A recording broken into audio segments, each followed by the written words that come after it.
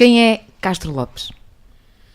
Castro Lopes é um neurologista com 84 anos, com uma vida dedicada à medicina, fundamentalmente, e à família. Fiz a minha vida médica no Hospital Geral de Santo António, onde trabalhei 44 anos, e dos quais 25 como diretor do Serviço de Neurologia, onde deixei uma obra simpática, julgo eu, mas de destacar que deixei lá 7 doutorados. Da forma como orientei o serviço, subdividido em sectores de interesse científico, consegui que 7 se doutorassem, coisa que era raríssima no hospital. Havia muito poucos doutorados, 1 ou 2 por um ou outro serviço, e a neurologia assim foi. Esta foi a minha vida hospitalar, que com diversas passagens. Eu parece que passei lá por quase tudo.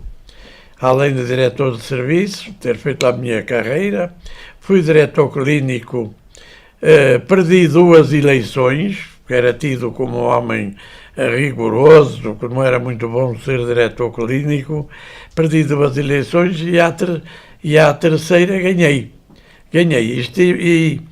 E ganhei de tal maneira que estive 2 mandatos e estive mais um terceiro mandato, porque todos os diretores de serviço fizeram abaixo assinado para eu ficar um terceiro mandato. Quer dizer que a persistência, quando se tem um objetivo bem definido, vale a pena. Além disso, também fui diretor da urgência hospitalar, onde criei uma triagem, que não havia na altura uma triagem, a triagem era feita pelo porteiro. Eu criei uma triagem feita por médico, e o médico estava 2 horas a fazer a triagem, dirigia para o setor de medicina ou o setor de cirurgia, e tinha uma campainha ao pé que tocava quando fosse uma emergência, havia a sala de emergência e vinha a equipe própria para a sala de emergência. De destacar que, enquanto diretor do Serviço de Urgência, fiz em Portugal as primeiras jornadas de urgência hospitalar, que decorreram no Salão Nobre do Hospital Santo António, foram muito frequentadas e que constituíram uma perda. Por um lado, se foi um ganho ocasional, foi uma perda, porque foi tudo gravado, foi entregue aos autores, mas os autores depois não corrigiram e não entregaram e não se publicou aquilo que podia ter sido uma coisa espetacular. De destacar também que, enquanto diretor clínico, fiz o primeiro curso de gestão hospitalar do país, frequentado por 25 médicos, na perspectiva de que eu lhes dizia aos meus colegas: se nós não fizermos, alguém fará por nós. E, portanto, era preciso que nós fizéssemos alguma parte da gestão da nossa atividade hospitalar. Portanto, o primeiro curso de gestão hospitalar, com 25 médicos, foi organizado lá com a minha orientação, juntamente com um dos administradores hospitalares do Hospital Santo António. E assim correu a minha vida no hospital, onde nas visitas ao serviço de medicina via os doentes morrer com acidente vascular cerebral. Exatamente, eu ia perguntar-lhe quando é que começou a sua relação com o AVC e de onde vem este fascínio todo. Aqui mesmo, não podia deixar de falar nisso. Eu ia visitar os serviços de medicina como neurologista e via algumas camas ocupadas com doentes condenados à morte, que eram os AVCs. E porquê condenados à morte? Porque tendo em conta que não havia nada a fazer na altura. Nessa altura, o cérebro é um órgão muito inóspito. Ainda hoje, eu sou neurologista há muitos anos e ignoro mais do que é o cérebro do que sei. O cérebro é realmente um órgão muito complexo. O cérebro e o encéfalo em geral.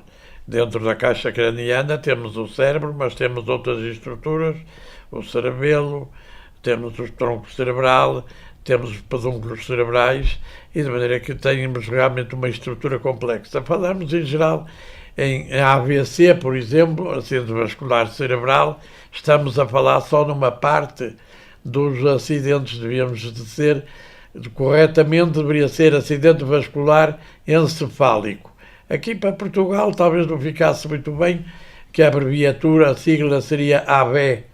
E a AV é conotado com outras coisas que não com ciência propriamente dita, de maneira que o acidente vascular cerebral está, de uma maneira dita, por toda a parte. Já há um ou outro sítio que diz acidente vascular encefálico, que seria realmente o termo mais correto, porque há estruturas que são atingidas sob o ponto de vista de sofrimento vascular, que não só o cérebro. E aí então é que nasce a minha vontade de fazer qualquer coisa, sabendo eu que os neurologistas, que foi quando a neurologia pegou nos doentes com acidente vascular cerebral, que houve progressos. E então falei com o meu diretor de serviço, no sentido de lhe pedir autorização para fazer um estágio na Salpêtrière, em Paris, onde trabalhei com Jean-Claude Gaultier, e aí realmente começou o meu entusiasmo, que nunca mais acabou. Estamos a falar em que ano, quando entra... Isso eu não sei bem o ano em que eu lá fui. Há quanto tempo foi? Foi meio de meses, isto corresponde para aí há 40 anos. 40 anos. Há 40 anos que eu já... E desde aí nunca mais deixei de trabalhar em acidentes vasculares cerebrais. Passou a ser um interesse científico que a pouco e pouco se foi tornando numa paixão, quase se pode dizer. Nós já vamos avançar nesta entrevista, isto porque parte dela está a ser transmitida em direto no Facebook, e eu deixei o desafio aos nossos ouvintes e seguidores de Facebook para eventualmente deixarem as suas questões ao Dr. Castro Lopes. E o Augusto Marinho pergunta, é uma pergunta difícil para si naturalmente, quantas pessoas morrem com AVC? Difícil no sentido de ter esses números na cabeça assim de imediato, não é? Em Portugal está calculado por ano que morrem cerca de 25 a 30 mil doentes por ano. Acontece em geral 2 a 3 acidentes vasculares por hora, dos quais um morre e um fica com déficits e um ficará bem. São assim números grosseiros que posso agora citar. Eu não sou um homem que gosto muito de números. Os números são uma coisa que não me diz muito. Têm que ser tratados, têm muitos vieses e, portanto, o melhor é falar pouco em números e mais daquilo que nos interessa, que é na prevenção, no que é um acidente vascular cerebral, como é que se deve tratar. Os números, interessa é que não haja. Dr. Castro Lopes, porquê é que o AVC continua a ser a principal causa de morte em Portugal e, neste caso, na nossa região também? O AVC continua a ser, eu diria, 2 razões fundamentais. Uma por iliteracia, sobretudo da população, iliteracia médica. A população está a ser o grande obstáculo a que obtenhamos melhores resultados. Sob o ponto de vista médico, temos realmente resultados excelentes. Tivemos durante 2008 reconhecimentos europeus de 3 centros que trabalham em AVC, ou que não é, e sobretudo um deles foi o primeiro centro certificado para tratar AVCs na Europa. Portanto, já se vê que a nível médico trabalhamos bem. A nível da população é que está o defeito. A população julga que o AVC é só com o vizinho, é só com o outro, não é com ele próprio. Não toma cuidados. Não sabe discernir qual é o órgão-alvo sequer. Nós fizemos vox pop, ultimamente, na cidade do Porto, e verificamos que ainda há uma confusão muito grande. confusão que talvez alguma parte, mas já não devia haver, porque já estão a lutar pela nomenclatura certa há muitos anos. Já se via, a nível de comunicação social, sobretudo, e a nível de população geral, já se devia ter um melhor conhecimento do que é um acidente cerebrovascular e que é um acidente cardiovascular. Claro que o coração é um órgão muito mais simples, não tem comparação nenhuma com o cérebro. Foi estudado de maneira mais rápida e há mais tempo. Toda a gente se lembra do professor Fernando Pádua a falar no risco do tabaco e do sal e a fazer campanhas. Portanto, o coração tomou a dianteira, até porque era fácil de manejar o coração e de o estudar. Nós fomos atrás daquilo que os cardiologistas e aqueles que se dedicavam ao estudo do coração foram fazendo, e fomos adaptando isso ao cérebro e tentando fazer o nosso melhor. E agora sim, agora já temos um conhecimento do cérebro e do que é um acidente vascular cerebral, para já podermos atuar de uma maneira preventiva e terapêutica, porque é importante saber que o acidente vascular cerebral é prevenível e tratável. Estamos perante uma doença, portanto, que merece que se baixem o número de doentes que aparecem por ano e o número de doentes que morrem por ano, porque é prevenível e é tratável. Há uma questão que foi também vincada no Vox Pop, que passou no vosso encontro, onde há uma senhora que fala que não sabe se o AVC pode ser hereditário. O pai morreu de AVC e ela questiona se eventualmente os descendentes podem estar também sujeitos... Nada está aprovado do seu ponto de vista genético contra o AVC, exceto em certas formas muito raras. O que está provado é que há uma tendência, pode haver uma tendência familiar para certos fatores de risco, como nomeadamente para a tensão, para as dislipidémias, colesterol elevado ou triglicerídeos. Isso aí pode haver uma tendência familiar que não tem nada a ver com a genética. Ou pode ter, mas há uma diferença entre genética e tendência familiar. Várias pessoas da mesma família, às vezes nem se sabe bem porquê, sofrem de hipertensão, têm colesterol alto, têm triglicerídeos, são doenças chamadas familiares, mas não foi encontrado nenhum gene que conduzisse a essa situação. Outra situação, quando se pensa em AVC, a população acha que é algo que atinge principalmente as pessoas da terceira idade. Isso também foi notório no tipo de pessoas que aderiram à vossa iniciativa nos rastreios que ontem tiveram lugar no auditório municipal. Convém desmistificar isto. Portanto, os mais velhos foram fazer o rastreio, mas o AVC não é algo que esteja associado ou só associado à terceira idade. Portanto, não escolhe sexo, não escolhe idade, não escolhe... Não, o AVC é predominantemente, o envelhecimento é um fator de risco, mas o AVC é de todas as idades. E então agora mais ainda se vai notando nos mais jovens, pelos hábitos de vida que têm, pelo tipo de alimentação que levam, pelo abuso de certas drogas, pode aparecer, tem aparecido mais nos jovens acidente vascular cerebral. Portanto, o acidente vascular cerebral predominando nos velhos, e essa é de todas as idades, até intrauterinos pode haver acidentes vasculares cerebrais, de maneira que, muito raros, de maneira que ia dizer outra causa, que há um envelhecimento da população global, mundial, mas Portugal tem um envelhecimento também muito marcado e tem um fator de risco predominante, que é a hipertensão arterial, que em Portugal também tem uma marcada incidência que não tem noutros países, e uma abordagem terapêutica também mais eficaz, porque a população não liga. Continua a haver a população o grande obstáculo a que tenhamos melhores resultados. Portanto, e nestes 40 anos que tem de luta com o AVC, lado a lado, quais são as diferenças significativas que nestas 4 décadas se pode apontar em relação à prevenção no AVC, ao socorro também, não é? Quando as pessoas têm AVC, o que é que se pode dizer destas? Tem-se descoberto progressivamente a ligação de certos chamados fatores de risco e tem-se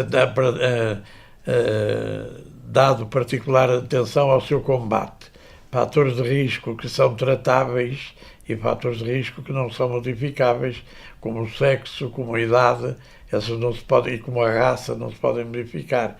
No sexo, por exemplo, até a mulher atingir a menopausa, praticamente está um pouco defendida, mas depois da menopausa, praticamente, se até a menopausa pode ser 1,5 para 1, com predomínio no homem, depois será 1 para 1, depois da menopausa em geral, igualam-se em risco no que respeita a sexo.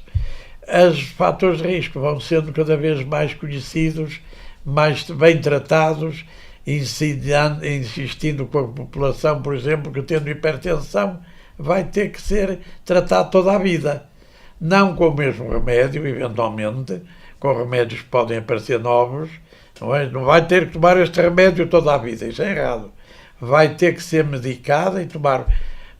Aliás, uma ligeira correção, uma hipertensão, qualquer fator de risco, primeiro deve ser abordado com modificação do estilo de vida. Passar a ter um estilo de vida saudável às vezes basta para corrigir qualquer fator de risco. Alimentação saudável, temos a dieta mediterrânica que devíamos seguir, estamos fartos de falar quais são os hábitos alimentares que se devem seguir, a prática da atividade física regular. Recomenda-se muito, está escrito muito, que meia hora de marcha por dia durante 5 dias por semana será o mínimo que se deve fazer. Muitas vezes vêm ter comigo, faz alguma atividade física, faço, vou para a natação, nato, 2 vezes, isso, errado. Você deve fazer, você não nasceu com barbatanas, nasceu com perninhas. O melhor exercício físico que pode fazer toda a vida é a marcha, é o caminhar. Caminhar, ainda por cima, o caminhar pode ser mais ou menos esforçado de acordo com a possibilidade de cada um. Eu, antes de partir a rótula em serviço da Sociedade Portuguesa do AVC, caminhava 3,5 km todos os dias, menos ao domingo. E caminhava, levava 50 minutos a 1 hora. Bem os via andar a correr à minha frente, segui em paz, que eu acabo no meu passo. Esses podiam correr. Cada um faz atividade física, mas tem que fazer. Não pode estar sentado numa cadeira. Isso é um fator de risco vascular em geral, nomeadamente vascular cerebral. Portanto, se praticarmos esses hábitos de vida e depois tratar os fatores de risco, por exemplo, se o indivíduo é hipertenso, já disse há bocado, se é hipertenso, se esta modificação do estilo de vida não corrigir a hipertensão, a dislipidemia, a diabetes, passamos à atitude terapêutica. A atitude terapêutica, uma vez instituída, medicamentosa, que a outra também é uma atitude terapêutica, o modo de vida saudável também é uma atitude terapêutica. Agora podemos ter necessidade de passar à atitude terapêutica medicamentosa. Essa, uma vez instituída, tem que ser para sempre. Como disse, não pode dizer vai tomar este remédio toda a vida. Não, senhor, vai ter que fazer a medicação sempre e controlar a sua tensão regularmente. Se tiver um passado de doentes na sua família hipertensos, com colesterol elevado, com triglicerídeos elevados, diabéticos, vai ter que fazer um controle mais apertado.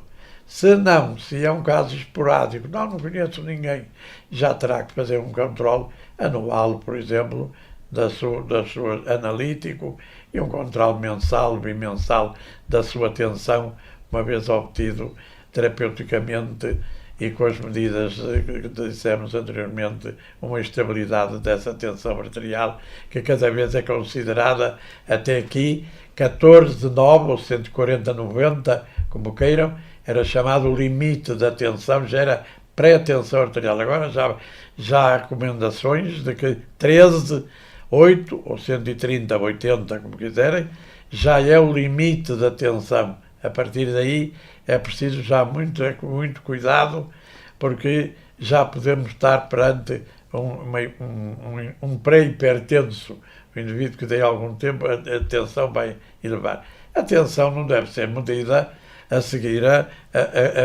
chegar a casa cheio de stress do seu trabalho e a correr para o transporte. Não.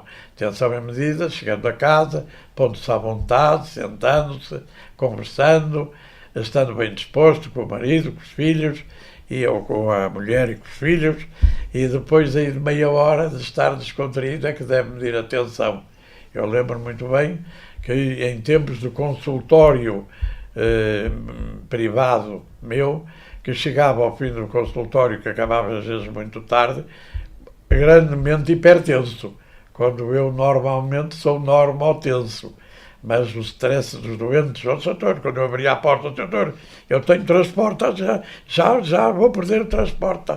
Isso valia-me, e saber que os doentes estavam a ser atendidos com atraso, realmente constituía para mim um momento de stress. E a maior parte das tensões dos hipertensos resulta de terem tido fogachos de hipertensão de origem emocional, que depois se foram fixando e que se foram tornando em fatores definitivos. Muitas vezes é aconselhado que o hipertenso seja acompanhado de um ansiolítico adaptado à sua idade.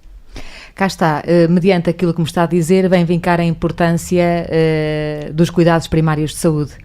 A responsabilidade acrescida que os médicos de família têm. Os médicos de família são essenciais, mas nele condições de trabalho. Eles têm que fazer assistência, têm que fazer investigação e têm que fazer ensino. Onde é que eles têm tempo para isso?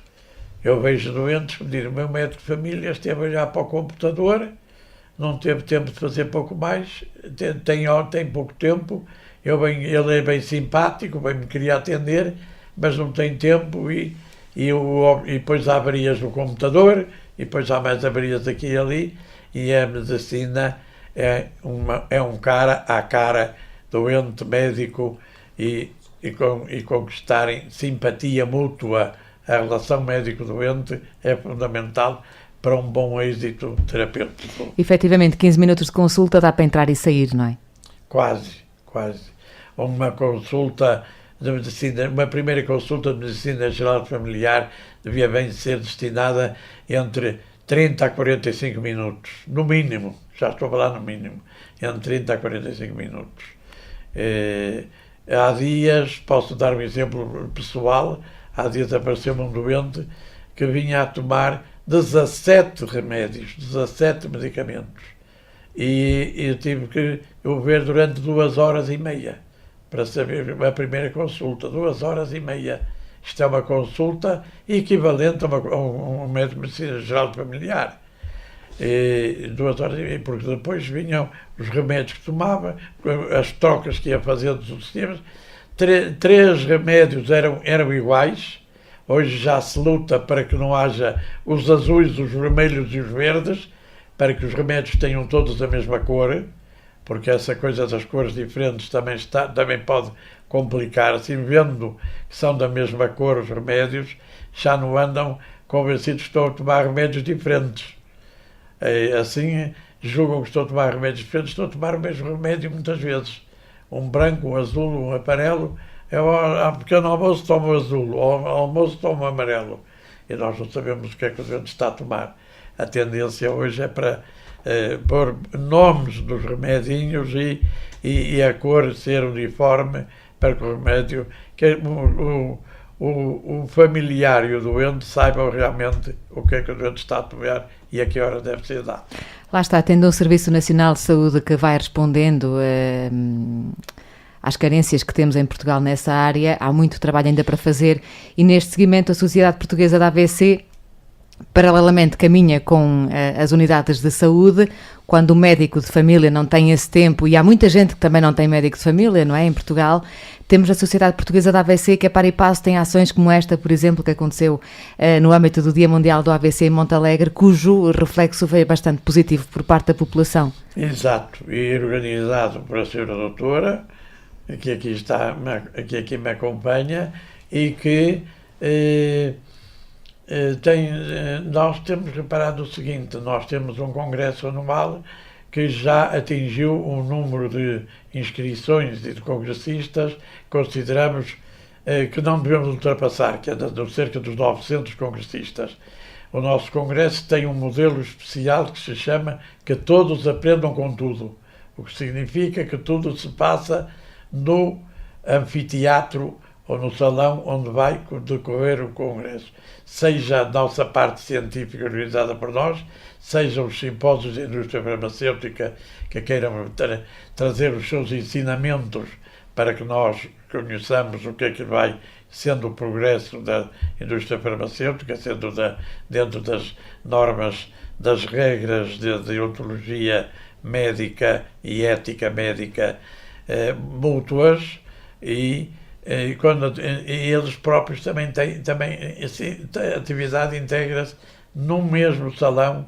Portanto, não há sessões paralelas a corrermos para aqui e para ali, a perdermos esta, a perdermos aquela, o nosso congresso. E tem uma coisa muito ímpar, é que a seguir, tal como aqui se passou, que foi antes, mas a seguir ao nosso congresso, há uma sessão para a população que habitualmente está muito despida, apesar de fazermos press releases para a comunicação social, etc., não somos capazes de mobilizar, e já disse, eu já afirmei, não contem que eu ponha aqui nenhum atrativo musical, nem que gaste dinheiro.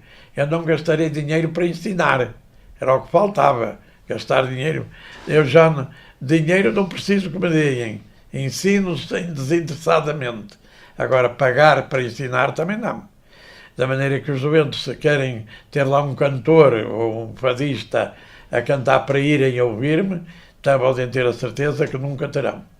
Devem ir pelo interesse em defender a sua saúde, em chegarem à minha idade bem, relativamente bem, e satisfeitos, gozarem tanto quanto possível a carga de impostos que nos sobrecarregam, mas considerando que é para o bem comum, sempre dando um lado positivo àquilo que julgamos que é mau, e que é mau muitas vezes, mas devemos dar apanhar o lado positivo daquilo que parece que não é, mas há sempre um lado positivo, e é por aí que devemos encarar a vida, e é por aí, e é assim que eu tenho encarado a minha vida depois da saída do hospital, agarrado à Sociedade Portuguesa do Acidente Vascular Cerebral, em que julgo que acordo a pensar e adormeço a pensar. No AVC. Da Sociedade Portuguesa do AVC. Portanto, do muito que já foi feito e da sua experiência que tem, lá está, desde 40 anos, desde 78, na luta do AVC, muito já foi feito, mas também muito ainda há para fazer. Há sempre muito para melhorar, sobretudo por parte da nossa parte médica. Nós estimulamos os novos com prémios, damos prémios aos melhores trabalhos que apresentam e que são cada vez em maior número no nosso congresso e de qualidade. Nós temos um critério seletivo dos trabalhos que são apresentados pelos jovens, sobretudo, ou grupos de jovens, os trabalhos que são apresentados, sob a forma de cartazes, de comunicações, e temos uma bolsa para estimular a investigação científica, e, portanto, aí temos um bom estímulo, e acho que estamos no bom caminho. Sob o ponto de vista de médico, estou animado. O progresso do terapêutica é espetacular. Nós não pensávamos que chegávamos a desobstruir uma artéria como fazem para as coronárias, que estão pertinho ali do músculo cardíaco, chegar a artéria dentro do cérebro, chegarmos lá com um catéter e desobstruirmos uma artéria. Isso já hoje aqui fazemos com... É pena que não façamos no país todo. Essa é uma das queixas que eu tenho a fazer, é que sejam beneficiados os do litoral e que os do interior estejam prejudicados, porque não há unidades da AVC, que a Via Verde está mais ou menos organizada, a Via Verde para o AVC, Via Verde extra-hospitalar e intra-hospitalar, em certas unidades, e as unidades da AVC. Fizemos agora um novo levantamento que está publicado. Isso está mais ou menos a correr bem, de maneira que não pensávamos que, sob ponto de vista terapêutico e de prevenção, que fôssemos capazes de ter os avanços que vamos tendo. Mas temos que ter, neste campo, mais avanços ainda. Temos que ter mais doentes a serem bem tratados e não temos. Não temos porque não se lhe é proporcionado aquilo que é, por razões que todos nós conhecemos. O interior não é atrativo e de maneira que Lisboa, Porto e Coimbra são atrativos. O Algarve é atrativo no verão, mas não é atrativo no resto do ano. Agora já é um bocadinho diferente. Agora já há um afluxo, como há todo o país. No Porto é impressionante sair-se às ruas do Porto e ouvir maioritariamente falar em língua estrangeira. Portanto, em Portugal temos uma única unidade da AVC que tem nome. Eu julgo que sim. Eu julgo que temos uma unidade, que é a unidade do Hospital Santo António, que quando eu me despedi, o meu sucessor propôs ao Conselho na altura chamado Conselho de Gerência do Hospital, que a unidade da AVC que eu tinha criado tivesse o meu nome. E assim a unidade da AVC do Hospital Santo António se chama Castro Lopes. Quase no final da nossa conversa, como é que foi estar em Montalegre? Foi muito bom. Eu gosto muito de vir para fora do Porto, gosto muito de estar junto da população. Foi muito bom sentir este entusiasmo desta gente daqui e sentir que Montalegre tem futuro sob o ponto de vista médico. Em condições, sob o ponto de vista de instalação e remuneração às pessoas que trabalham, não faltem, e as pessoas de Montalegre vão ter uma assistência condigna a breve trecho, desde que quem tem o poder de facilitar aquilo que é preciso o faça. Mas gostei muito e gostei muito de ver que se fez uma organização a nível daquilo que a sociedade faz no Porto. Muito bem. Dr. Castro Lopes, agradeço-lhe a participação no Vozes do Povo desta semana, o contributo científico que deu nas palestras destinadas à comunidade científica e ao povo em geral, e também esta que terá outro tipo de abrangência, os nossos ouvintes, e que, por certo, algum deles irá ficar sensibilizado e tomarem atenção estes fatores que têm que se terem atenção para que, efetivamente, o AVC não nos ceife as vidas ou a qualidade de vida. Olha, deixe-me terminar felicitando-vos. Eu preciso muito da comunicação social. A comunicação social deve estar aberta como voz. Deve ser a nossa voz a chegar ao público. E, portanto, sempre que a comunicação social me permite chegar ao público, eu fico muito agradecido, como fico a vós hoje, por esta oportunidade. Muito obrigada.